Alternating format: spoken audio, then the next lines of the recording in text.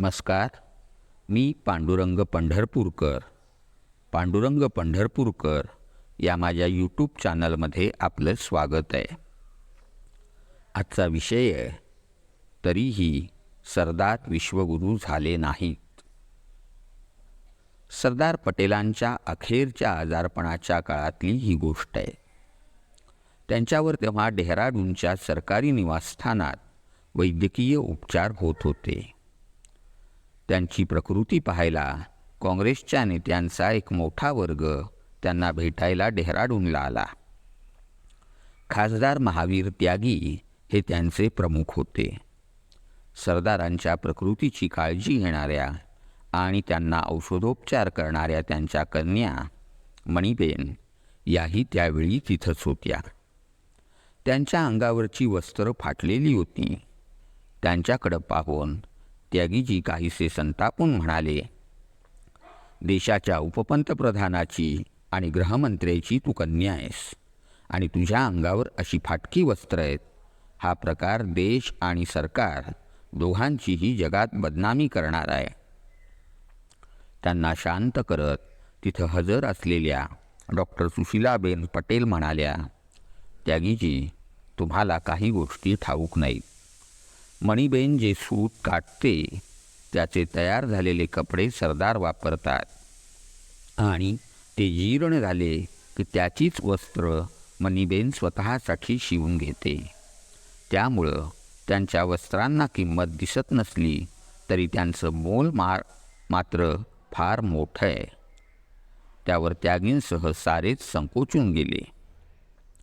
सरदार मात्र साऱ्या काळात चेहऱ्यावर स्मित घेऊन होते. याच काळातली दुसरी एक घटना सरदारांचे चिरंजीव डाह्याबाई यांच्याविषयीची आहे. या डाह्याबाईंनी भ्रष्टाचार केल्याचा आरोप काही वृत्तपत्रांनी त्या काळात संशयास्पद स्वरूपात प्रकाशित केला होता. ते आपल्या वडिलांना भेटायला डेहराडूनला आले तेव्हा सरदारांनी त्यांना भेटायला नकार दिला. त्याही स्थितीत डाह्याबाई सक्तीनं सरदारांच्या दालनात घुसले तेव्हा सरदारांनी त्यांच्याकडं पाठ करून आपला चेहरा भिंतीकडं वळवला.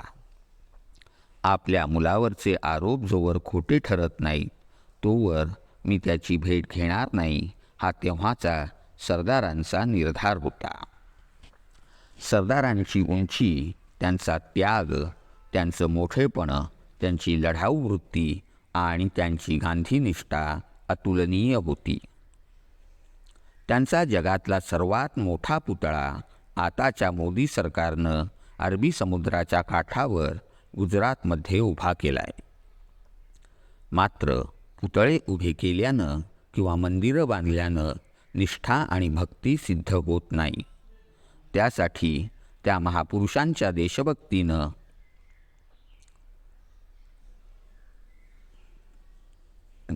महापुरुषांच्या देशभक्तीचं आणि चारित्र्याचं अनुकरणच करावं लागतं.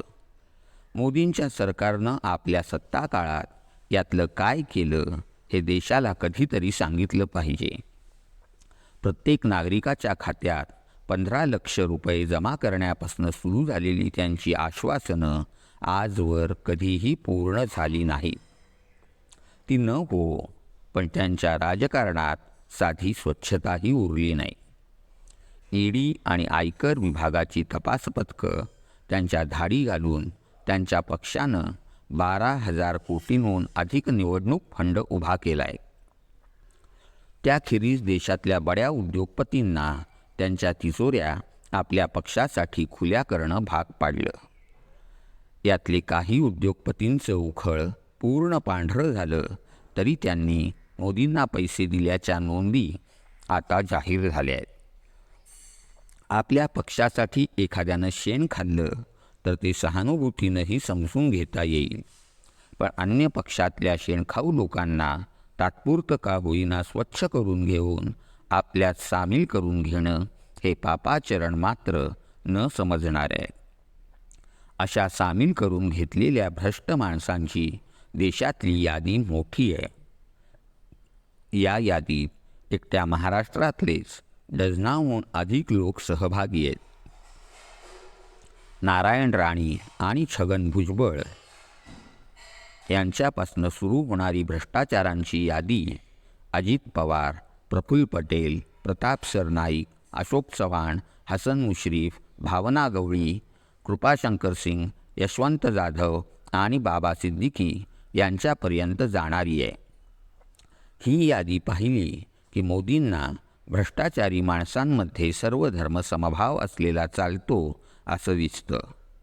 महाराष्ट्रातल्या या पराक्रमी माणसांखेरीज आसामचे हेमंत बिस्व शर्मा, पंजाबचे रणवीर सिंग, हरियाणाचे नवीन जिंदल आणि बंगालचे सुवेंदू अधिकारीही मोदींनी स्वच्छ करून स्वतःकडं घेतले आहेत. यात काँग्रेसचे 10, राष्ट्रवादी काँग्रेस आणि शिवसेना यांचे प्रत्येकी 4, तृणमूलचे 3, तेलुगू देसमचे 2, तर समाजवादी आणि वायएसआर काँग्रेसचे प्रत्येकी एका नेत्याचा समावेश आहे. या साऱ्यांपैकी 23 जणांना मोदींनी भाजपात घेतलं आहे, तर बाकीचे त्या पक्षाच्या उंबरठ्यावर आहेत. स्वच्छता, संस्कृती, परंपरा इत्यादींसह प्रभू रामचंद्र ते छत्रपती शिवाजी महाराज यांची आणि या देशात झालेल्या सर्व संतांची आणि ज्ञानवंतांची आपल्याच खात्यात मोजदाद करणाऱ्या भारतीय जनता पक्ष आणि राष्ट्र संघ यांची ही वर्तमानातली किमया आहे. काही लोक भ्रष्ट माणसांना स्वच्छ करून घेण्याच्या या व्यवस्थेला मोदी साबणाचा वापर असं म्हणतात.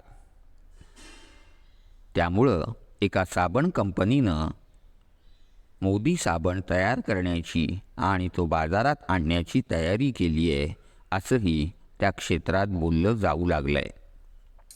परंतु साबणानं कपडे आणि शरीर स्वच्छ होतं, पण त्यामुळं मन आणि भ्रष्टाचारानं लडबडलेली बुद्धी कशी स्वच्छ होईल? त्यासाठी मोदी साबणाच्या जोडीला मोदी नावाची जळती भट्टीही उभी करावी लागेल. या भट्टीतनं तावून सुलाखून निघाल्याखेरीज या भ्रष्टाचाऱ्यांचे आत्मे स्वच्छ व्हायचे नाही. तशा भट्टीची बांधणी करण्याची बुद्धी त्यांना संघानं द्यावी हे इथं सुचवायचं आहे. शेवटी हा प्राचीन देश किमान कायावाच्या मने आणि आत्म्यासकट शुद्ध आणि स्वच्छ दिसायला हवा.